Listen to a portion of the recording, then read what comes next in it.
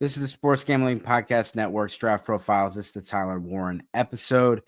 Tyler Warren is one of the most fun players that you're going to see in this year's draft. Shades of Jeremy Shockey and Rob Gronkowski in his highlights. He is a 22-year-old senior, 6'6", 257 pounds. That is a error on my part. This is not 194 receptions. That probably would be a record. 104 receptions last year. 1,233 yards, 8 touchdowns, 11.9. They also ran a lot of Wildcat, ran him the ball. He had over 8 yards a carry, had over 200 yards rushing, and had 4 rushing touchdowns. He's projected to go in the top 10. He's someone, the Raiders are probably the only team that can't use him. Jacksonville is a spot. The Jets is a spot at 5 and 6. The Saints is a spot right there at 9. There's plenty of teams that are looking at him. I think the floor would be the Indianapolis Colts at 15. Warren is he's someone you look at a guy that can help both the running game and the passing game. Tyler Warren is it. He's a dominant player out on the perimeter. Plays in line, is a great blocker. He's a really well-rounded tight end, and that's what you're looking for. He's never going to come off the field. And he brings a presence with him.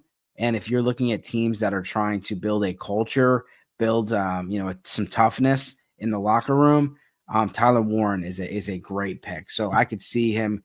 The New York Jets make a lot of sense, and you see that is most likely the most likely projected spot for Tyler Warren. So we're going to go through 3 strengths, 3 weaknesses, 3 comps, and talk about some places that he's being mocked to right now. He's a yak monster. That's the number 1 strength. Dynamic playmaker after the catch. 2.91 yards per route run, was 4th in the country. Had 592 yards after the catch last year. Again, rushing 218 yards rushing, 8.5 yards per rush. He just was impossible to take down. Daniel Jeremiah is 5th player overall. PFF has him at 10.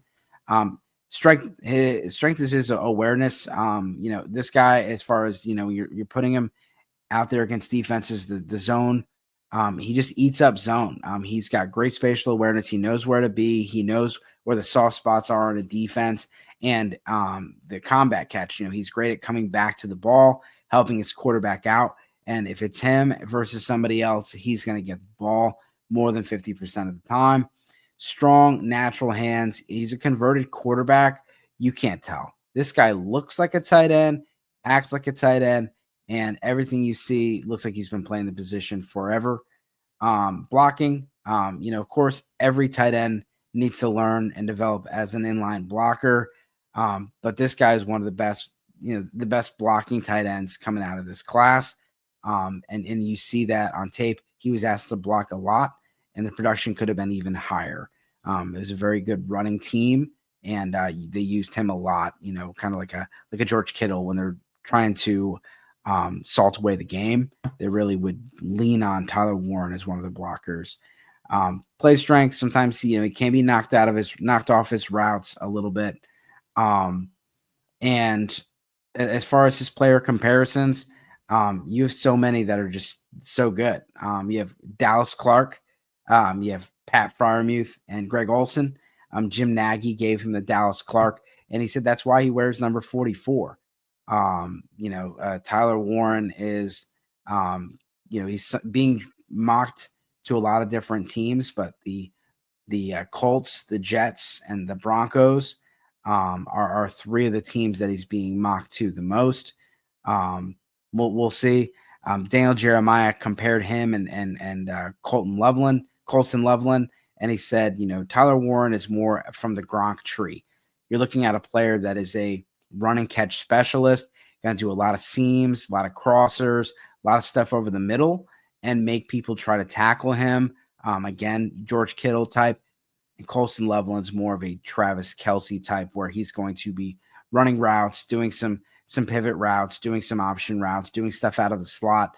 And Tyler Warren's going to be more in line. We'll see how fast he runs today. I think, if he does run, most players are running at there's so much data these days with all of the electronics. They don't have to run the 40 because the GPS data, all the teams have the GPS data. They know how fast these guys are, how fast they accelerate and decelerate. They also, know what their top speeds are. So the 40 is not as relevant as it used to be. And of course, players just want to play it safe. So